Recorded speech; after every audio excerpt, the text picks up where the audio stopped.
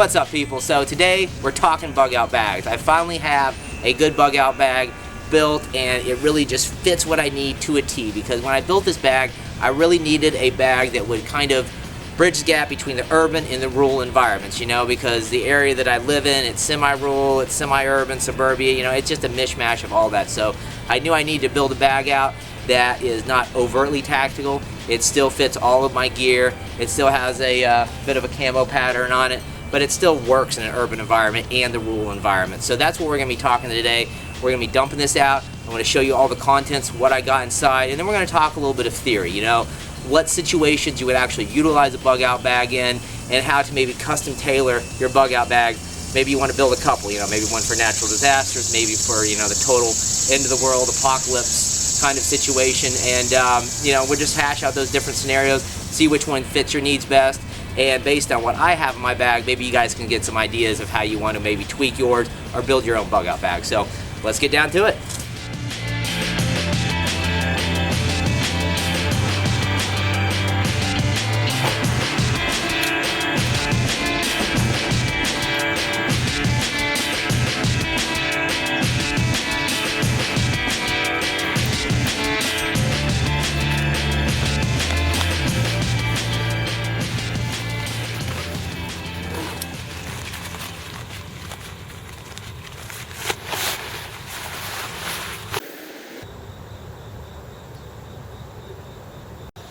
Okay guys, so the first thing we're going to look at is first line kit. Now, for you guys not familiar with this term, it refers to the concept of the line system, because the line system basically helps you organize your gear, breaking it down into 3 different categories or layers, if you want to call it that. The first line is the items that I'm carrying directly on my person, you know, a knife, a compass, lighter, stuff like that. The second line gear, which is not appropriate for the environment that I'm in, is stuff like a plate carrier, chest rig, basic load-bearing equipment. You know, it makes more sense in a field type of wilderness environment, definitely not in the urban environment, so I've left that out.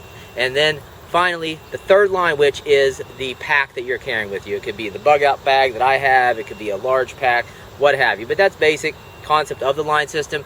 I got a blog post on this I wrote a while back that was pretty popular, so you got to check that out. I'll put a link up in the description. So anyways, let's go ahead and look at the first line gear and what I got going on here. So for starters, obviously, you know, I don't want to have some large knife just kind of hanging out on my person, so I opted with a pocket knife. And some of you guys are going to be like, oh my god, you know, I can't believe he doesn't have a fixed blade knife. Let me tell you something about this blade. This is the Ontario Rat 1 folder. It is an extremely heavy-duty folder, probably the toughest one I've ever had. It's got a really heavy-duty liner lock right there, and I batoned with this thing. It's extremely sharp. It keeps an edge very well, and to be quite honest with you, in this type of environment, I don't see myself needing a lot more than just a big heavy-duty pocket knife. So I got that, and then in this little side pocket here, I got my Pentagon angle flashlight. I love these things. They're awesome. I just have a regular, you know, LED in here right now, but I could easily switch over to my red lens and preserve my night vision. So I love these things. It's about $30 on Amazon. The company went out of business a while back, but for some reason they're still selling products, so I'm not sure. Maybe they're back in business. I don't know. That's just what I'd heard. But anyways, this is a great little light. If you guys don't have one of these, I strongly suggest checking it out. For me, in these types of environments that I'm in right now, I don't need some gigantic, you know, 1,000 lumen light. I just need something to illuminate the darkness, and that's pretty much about it. So I got that. Then, of course, in my back pocket, got a wallet. Got to have that on hand. And then here, let's see here. I know I got some stuff in this other pocket. Let's see. Okay, so this is a big item right here. I got this is a Write and Array notebook case with waterproof notepad in here, 2 pens, and a map of the area that I'm in. Now, you might ask, you know, why have a map of the area that you're in? Aren't you familiar with it? And yes, that is true. I am familiar with this area, very much so, but I always find new stuff around me, so I love having a map with me so I can correlate, you know, let's say an abandoned structure that I find to a point on the map. So I have that as reference. So later on, I look at the map and I'll be like, you know, look at this map here. I got all these different points of reference, different stuff I can check out, different cache location, stuff like that. So I always have this on me. And then over here in the other pocket, I have a few other items. I got just a mini boo-boo kit. You know, got some Band-Aids in here, half of a tampon, and some OTC meds, and you know, some OTC, let's see, Neosporin, some burn cream, and you know, Motrin, stuff like that. So nothing fancy. It's just here in this Ziploc bag and goes right in my pocket. And then still got more stuff in here. These pants are great. They're made by True Spec. They're their tactical pants lineup, and they're just awesome. So anyways, got a trusty Bic lighter. Can't go wrong with that. Got a backup battery for my flashlight. And that pretty much does it for what I carry on my person, with the exception of one more item, and that is this compass. Now, this compass is great. Obviously, it just hangs right around my neck. It glows in the dark, and it's just a nice little handy reference point. I'll just put it back on like this, and I'm good to go. So that's the first line kit. Let's go ahead and get the contents of the bug out bag itself. Okay, so let's get started with food. In this bag, I have 3 days worth of food. I'm not going to drag it all out and show it to you guys. You guys have probably seen some of these items before in my videos, but basically 3 days worth of food, 800 calories per day, spread out through a variety of sources. You know, I got peanut butter and honey here, bison bar, there's a red beans and rice meal here, there's a dehydrated meal here with 2 servings. I even found some prosciutto at Publix, threw that in there, fruit roll-ups, and we got some textured vegetable beef protein here, which goes great with the red beans and rice, and then some Ziploc bags for storing leftovers. So definitely kind of slim on the food a little bit, but I had to kind of balance how much food I was bringing with the amount of space I had to work with. So that's the food. Then to cook the food, got to have a stove. This is my SBIT pocket folder. And, you know, I would have preferred to bring my actual 5-piece cooking set, but I just couldn't fit it. So this works out fine. It's slim, doesn't take up a lot of space, and, you know, does what I need and pretty much nothing else. So maybe down the road I'll be able to fit the 5-piece SBIT, but for now it's the pocket stove. And then I got some glorified wet wipes. These actually do work better than wet wipes to do as advertised. Odor, grease, and grime. Remove all that stuff. So got that. And then I threw in Cliff Bar. I had 2 of them. I already ate one, and these things are great because they retain their shape and texture, even, you know, due to massive amounts of heat. It's not going to melt or deform, and they're a great source of calories. You got 250 calories there, 9 grams of protein, 45 grams of carbs, and 5 grams of fat. So good calorie dense bar. Strongly suggest having those. And then finally, we got just a basic hygiene kit here with some coffee and some drink mix. So that does it for the food. Let's go ahead and move on to the shelter items. First thing for shelter, we got this paracord spool I picked off of Amazon. This is a great addition to my kit. I love these things, and what's great about them is literally, you know, you keep it clipped in here when you're not using it, and when you're ready to, you need a piece of paracord, you just put it on the cutting edge and cut it. You got that ready to go. Then the little Bic lighter stowed away here allows me to quickly clean up my end and be ready for action. So got to have one of these. It holds 100 feet, and you know, it's just a great addition to your gear, because I don't know about you guys, but my paracord always gets tangled. It's a pain in the ass to keep organized, and this takes care of it for me. So we got that on hand. Obviously you got to have paracord. Got the Silky Pocket Boy folding saw, and I mean, come on guys, look at these teeth. They're freaking monstrous. So this, combined with that little pocket folder I showed you guys, is going to allow me to do whatever I need in terms of taking down trees or chopping, you name it. I'm going to be able to take care of it with this and that pocket folder.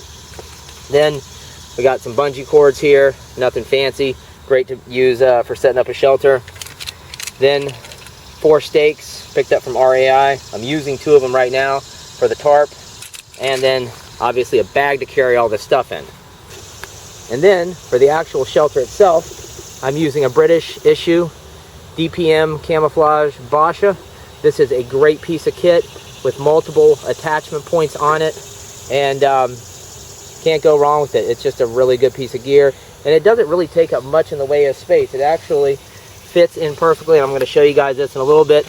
With this compression bag, I stuff it in here along with the Wooby, and I'm good to go. So that's it for the shelter. The only other thing to mention is what I'm using for a drop cloth, which is this old heavy-duty Vietnam issue poncho. So that's it covered the shelter, let's go ahead and look at water and water purification. So for water purification, I don't think any of you guys are going to be surprised by what you see here. Obviously, the Sawyer Mini is a just common sense choice due to the size and the available options you have with it. You can use it as a straw, you can fill up the bag and use the bag, and then you can obviously use the filter itself in conjunction with a bottle using this threading to drink directly out of a bottle. So got lots of different options with the Sawyer Mini. It's great, gotta have it. Then right here I got a Silcock key. This is used for gaining access to public water sources. Just find out which end your key is going to fit, screw it in there, do your thing, and you got water. And then finally, got some Katadyn MicroPure water purification tablets. Obvious addition to the kit. You got to have these. Throw them in the water bottle. Wait about 30 minutes, and you got fresh drinking water. Of course, you need something to tote around the water in. I got the British Pattern 58 canteen and canteen cup here, and obviously not enough water here, so I threw in this MSR hydration pouch, and these things are great because it's just basically a collapsible canteen, nothing more, nothing less, but tougher construction, takes up less space, and instead of throwing a canteen in my pack, which is just retains its shape and it may be hard to fit in different spaces, this kind of just goes wherever I try and fit it. So it just kind of slides and molds in with the empty spaces in the pack. So it's a no-brainer. Got to have that combined with the canteen and the canteen cup for cooking. So that covers it for the water. Let's go ahead and look at clothing. So for the clothing side of the game, I have this DPM top right here. Got this brand new pair of mechanics gloves. I love mechanics gloves. They're super inexpensive. They last for a long time. This is a new pair. My other pair lasted me for about 3 years until my 3-year-old son got a hold of them, and then things didn't work out too well after that. But anyways, great pair of gloves, about $15 on Amazon. Then over here, I got a camo boonie hat, got a pair of compression shorts, and then some socks. So all of this right here, clothing-wise, gets rolled up into a roll and then stuffed directly in this bag right here, and then I just wrap a bungee cord around it to compress it a bit. So that covers the clothes. I kind of would prefer maybe to have a pair of camo pants or something like that, a full outfit for the more rural environment, but I just couldn't fit it in here, so for now this works. Up next here we got electronics and tools. Over here I got my trusty Safari folding binoculars made by Steiner. These things are great. I use them on a regular basis. That's why you see them show up in my videos so much. Then right here I got my Poseidon Dark Energy power pack. I also use this all the time, and that's why you see it show up in the videos. I just move it from pack to pack depending on what I'm doing. So we got that combined with this charging cable here, which I pointed out before is wrapped in paracord, which not only protects the cable itself but also provides you with a good source of paracord. Then right here I got this sound grenade personal alarm, and I did a blog write-up on this, and what I'm using it for is a perimeter alarm. So you can imagine this end attached to a fixed point, and then this attached to a tree, so when it's triggered it just goes off. Okay, so that was pretty damn loud, right? It obviously will continue going off until you put the pin back in it, but it's a must-have for camping out here in these urban environments. There's lots of homeless people around, lots of animals, so you need a little perimeter security around your campsite. So anyways, that's that. Right here we got some batteries, then Gerber multi-tool. I found this laying around. I totally forgot I even had it, so I tossed it in my gear and I already used it a few times. And then finally this little mini pry bar. It's actually come in handy already for me, and it takes up pretty much no space. I just slide it alongside one of those side pockets in my pack and forget about it until I need to use it. Okay, so I don't really need to have this with me, but I just love having this with me because I really enjoyed the process of putting this together. I was in Walmart a while back and I was looking for dry cases for some caching projects, and I stumbled on these little smartphone cases, right? So you put your smartphone in here, it snaps closed, and you got an airtight seal in here to keep it from getting wet. So I saw that and I thought, well, hell, this might actually work good for storing other things in a cell phone. So that's what I ended up doing, and it was a fun process because I was able to find myself little bits and pieces of items that would actually fit inside of this case, right? So that was a fun process, trying to figure out what would fit, what wouldn't, and so on and so forth. But anyways, you see here in the case, we got Ready Man survival card, got Fresnel lens. We got more water purification tabs. I love water. I like having it. It's kind of necessary for life, so more water purification tabs, the better. Got some wet fire, then a beeswax candle. There's a Gerber paraframe hiding out right there. And then underneath it, got some fat wood, which I totally forgot was even in there. And then tinder, Exotac fire starter, matches, and then lighter. So it's kind of just an all-encompassing survival kit that fits. You know, I can make fire.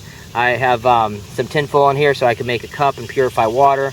Got the mini knife, candle for drying out wood, and you know, just having some light at night, and then the rest of the fire starter. So it's a great little kit, and it doesn't really take up a ton of space, so I threw it in there.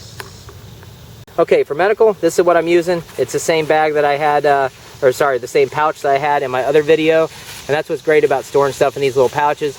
You just move stuff in between different bags and loadouts, and you're good to go. So in here is kind of a enhanced boo-boo kit with all the same stuff you saw that I was carrying on my person, plus a few extra items, including some NAR combat gauze. And then all the other stuff in here is specifically for major trauma. You got the tourniquet, we got C-locks and gauze.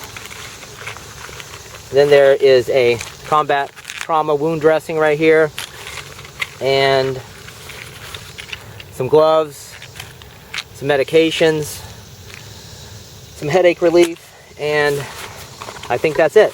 So that's kind of the major trauma and added boo-boo kit that we got going on there. Now let's go ahead and move on to our final step, which is our compression bag and the blanket. So here we got my Woobie. I got a towel in here because it's nice to be able to just dry off a little bit out here considering the heat. And then right here, move this to the side, I'm going to show you guys what makes all this magic happen, and that is this compression sack. It's made by Sea to Summit, and what I do with this is I take the Woobie and then all those clothes over there that I showed you guys, and I roll all that up and I stuff it in here, and by the time it's said and done, it's about this big in height. So these compression sacks are great for items like this. Typically they're used for sleeping bags, but for me it worked great with my clothing and then with the throwing the Woobie in there. So got to have those two items. Compression sack makes it happen.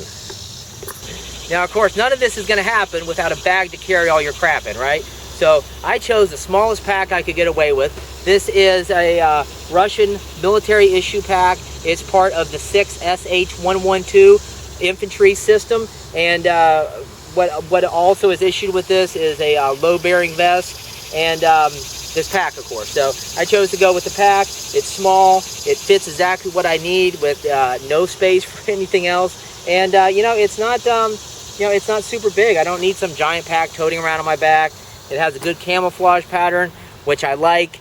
From a distance, it just looks OD green, and it just works. There's not a whole bunch of organizational functionality built in this pack, and to be honest with you, I really don't want that, because I like to be able to move my gear between packs, and you can imagine the difference between, let's say, having, like the medical kit I showed you, all tucked away in this handy little pouch that you can just pull from one bag, put in another, or if you have your organizational kit, your medical kit, in some sort of organizational multi-pocket setup in one pack, then you got to move it to another one, and it's just a pain in the ass. So I like simplicity and design for packs like this, and that's what this gives me. So we got right here on the side, we got sustainment pouch, one on each side. I got food in one, and then I carry shelter and related items over here.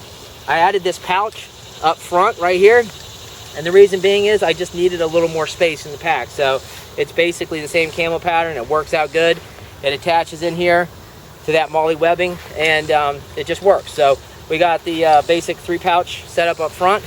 On the bottom right here, I could easily take a bedroll, put on here, maybe a larger tarp, something along those lines if I wanted to.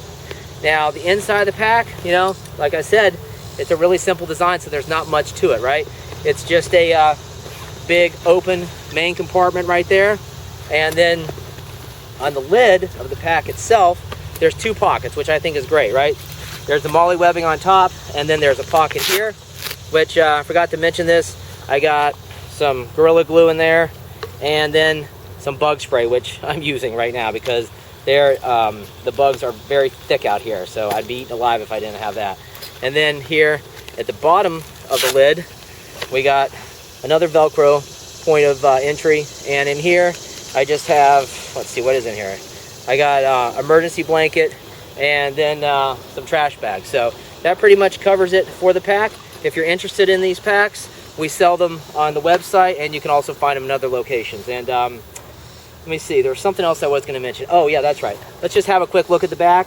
You can see it's just, you know, basic design, some padding, a channel for airflow, heavy duty padded straps here with you know, webbing on each side, and then finally a sternum strap. And that covers it for the pack. Okay, so you've seen the gear, you see what I'm carrying here. Now let's talk about some different scenarios where a bug out bag is going to come in handy and save your ass. So obvious and probably the most #1 scenario is a natural disaster.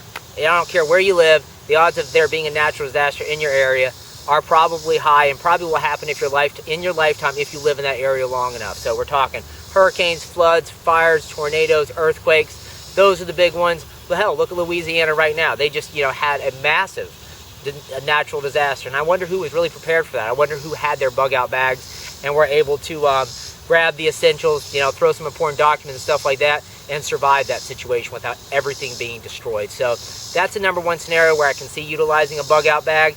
The second one, and this is where things start to get a little hazy and everybody has a different idea of what a bug out bag would be used for, would be maybe in the event of let's say civil unrest, martial law, things aren't looking too good, economic collapse, those types of factors. You kind of see it coming a little bit, you have a little bit of time, you throw your gear in the vehicle and you hit the road. Now, you know, your bag enables you to survive on the road for X period of time until you get to your final destination. Now, let's say along the way, you get detoured, you get cut off, you run out of gas, your vehicle breaks down, whatever the case is, you end up on foot.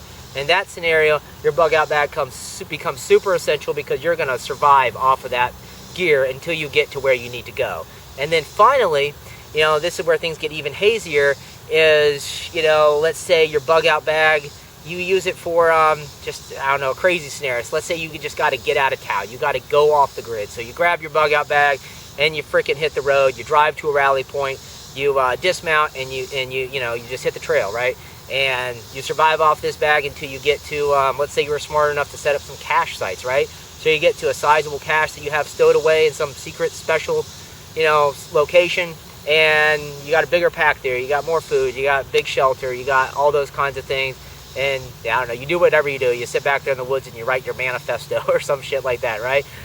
So you got that concept, and then finally, let's say it's post-collapse, and you know, you and your buddies are out on patrolling the perimeter of a large area that you and your group control. So you might want to have a bag like this with you. It's more of it then morphs into more of a patrol pack. Maybe you ditch some of the food and one of the shelter items, and you replace it with more ammo and a weapon. You know, who knows? But those are some different scenarios that have played through my head when I packed this bag out. Now, in regards to just a regular natural disaster or something along those lines, or really any of those scenarios, to be quite honest with you, the camouflage pattern and the design of the pack does not matter to me. Where I live here in Tennessee, you know, people have camo packs all over the damn place. People got backpacks of all different sizes, shapes, so I think it's more about keeping that size nice and low profile versus, you know, I'd feel more comfortable with that pack on my back versus some giant, you know, Kelty that's going to carry 120 liters worth of gear that I'm marching around with. It's bright orange, you know, that catches people's attention from, you know, a mile away. So, you know, those are some different things that kind of went through my head when I was picking out the pack.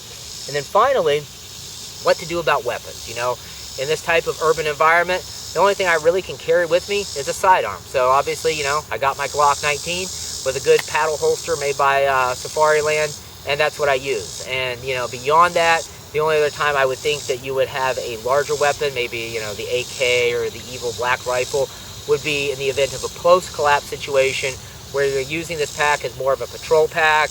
You have your second line gear on, you know, your low bearing equipment with, you know, magazines and, you know, blowout kits and all that kind of stuff, and you're using it with more of a combat type of situation. But those are some ideas that run through my head. You guys let me know what you think.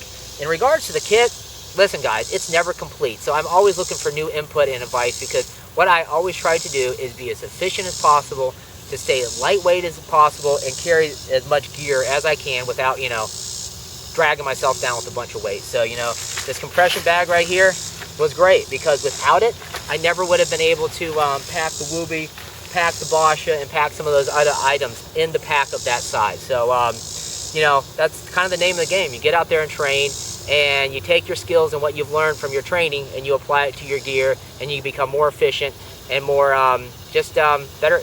better able to deal with situations as they arise, and it just makes things a bit smoother. So that's my take on things. You guys let me know what you think in the comments. I'm going to put some blog links up in there, and of course I'll be writing a blog post on this in the near future. So you guys know the drill. Until next time, you get out there and train, and I'll talk to you later. I got to get some chow. Peace.